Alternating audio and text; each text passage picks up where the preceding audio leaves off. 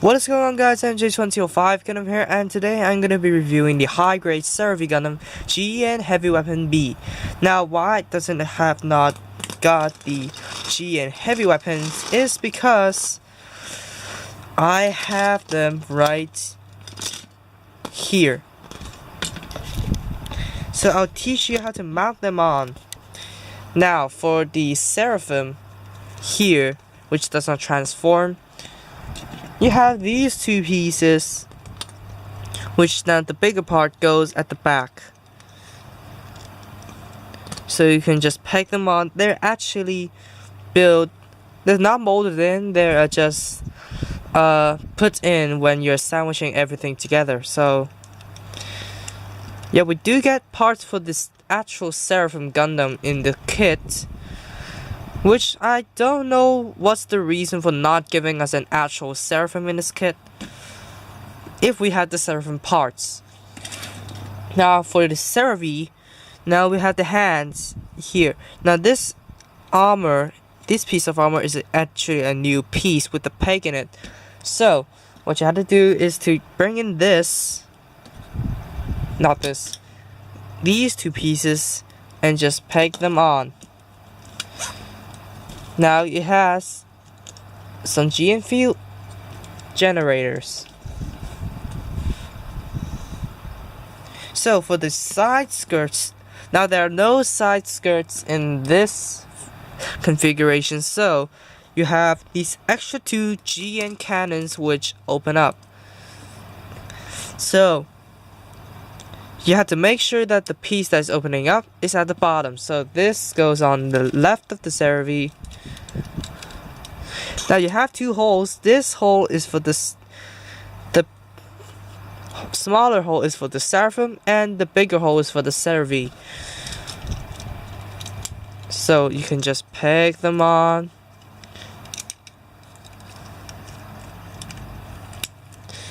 And finally, you got these two extra GN field generators. So make sure the protruding part is facing forward. So these peg onto the legs. There's actually a new piece clamped inside. So just peg them on. And there we go. The Seravee armed up. Not fully armed, but yeah, it's armed with its GNHW weapons. So, yep. For stickers, you have from top to bottom. Now this does do the face burst mode. That's the only transformation I can think of. And there's a sticker inside. You got stickers for each of the cannons here, the black cannons. And you got a red sticker underneath the forehead jewel and the eyes, and two for every single GN field generator. So there's two here, two here, two here, and two here. So that is all the stickers I can think of because I built this guy 3 days ago. So yep, here's the Seravee. And for the articulation, now for the Seraphim here, it does have a bit. So now the thrusters can move in and out, kind of bit of forward and back. The side skirts cannot do anything. It can rotate on the ball joints, which always pops off. Who cares? Now the face can come down. The V-pins are on the ball joints, so they can move freely around. I put sticky tab on because they don't want to stay on. And now the cannons here, or the Seraphim's arms, can move up and down, rotate a little bit, and come down to the side. So now for the Seravee, now the head can go up and down, forwards and back, rotate 360 if nothing is colliding my hand. The guards cannot move as far as the original Seravee. So they can come up this far, and the arms can only come up this far. Now the arms on a ball joint, which looks like more than high grades but tighter, they can come out and wiggle about. And they can, yeah, these pieces can rotate if you're not careful. The arms can rotate, and they can rotate above the elbow, bend at the elbow at two joints. The wrists have a forearm joint, which can allow it to come up. So he can touch himself in the shoulder, why not? So now the hands can rotate and wiggle, which is very tight on mine. Now the waist can not rotate with all the kibble in the back, but you can still rotate some. It cannot do crunches with all the kibble on the back, but I'm sure it will move more freely when the seraphim is detached. Now the cannons can rotate up and down, go side to side, and that's basically all it can do, except you can make it come down to simulate its shooting.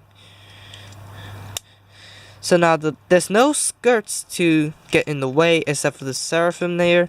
So it can go, the legs can go forwards and backwards, in and out, depending on the two joints, which I think I'm building something wrong because it's supposedly to go back fully.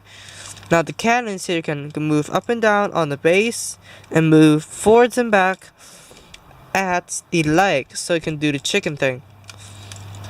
Now the feet can go up and down, side to side, and rotate a little bit. So the Seravee does have decent articulation for such a bulky suit. Even if he's armed up with the GN field generators, it only hinders the arms, the others are fine. So with this guy you can really pull off some amazing poses.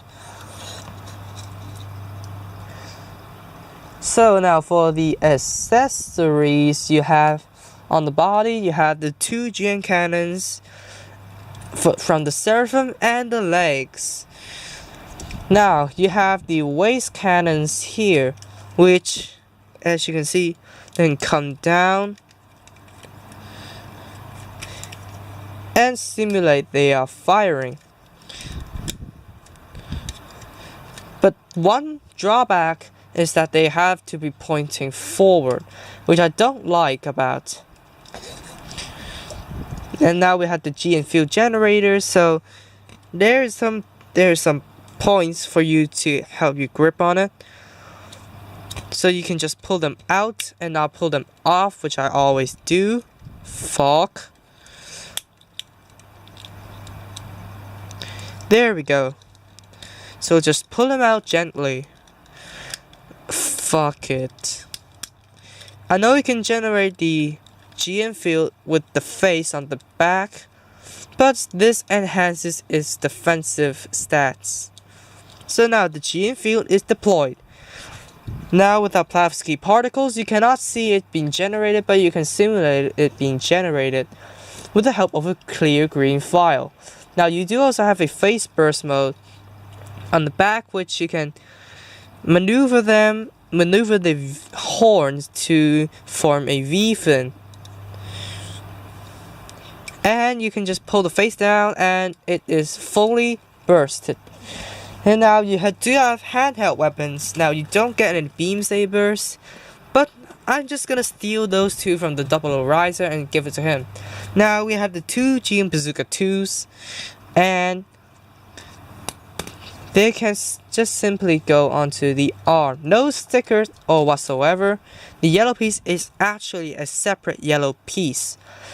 So that is good for Bandai, but this kit is made in 2000 something, so the technology cannot be worse to the point where they had to use stickers for the insides of the cannons. So it's holding it without any weight issues, so you can either peg them onto the cannons of the seraphim, or you can go on the slong and peg them into the legs when the seraphim is detached. It cannot hold it that well on the legs, but it is also an option, so why not? And they also have one burst mode here, so which you can combine them. Now, tuck in one of the handles. I'm deciding to let him go lefty, and you can open these up to get ready to be pegged in. So you can just plug them together. Now this is its stored mode, which it did use in the box art. But if you want to go full burst, just push up these barrels here and then slip them into the arm and do whatever the hell you want with those joints, and now it can fire a really high density particle GN beam ball, which is actually a GN beam. So if you watch the show, it fires a sphere that can destroy mobile suits with high density GN particles. So yeah, and you do get parts for the Seraphim, which you cannot build, but I have this handgun here which you can use. This is originally for the Seraphim, but I'm not going to fit to the Seravee until I get one Seraphim or the Double Riser.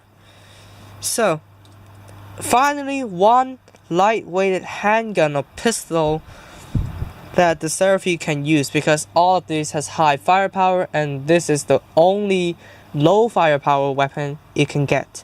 So this is all for the Seravee Gundam, and you can actually detach it and detach the Seraphim and simulate it walking around like this, like a weirdo, until I get the actual Seraphim. So that is all for the Seravee Gundam GN Heavy Weapon System B. So let's do some comparisons after I put the Seraphim back on. Now, this kit is not compatible with normal backpacks because the peg is a bit thicker. So here we go. Now, the comparison to the Double Riser.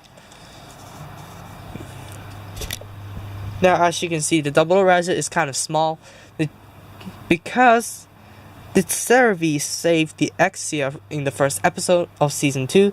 So let's do a comparison. Now, this is actually bulkier and kind of filled out more than the Double Riser. So I can't really say anything other than it's taller than him, surprisingly.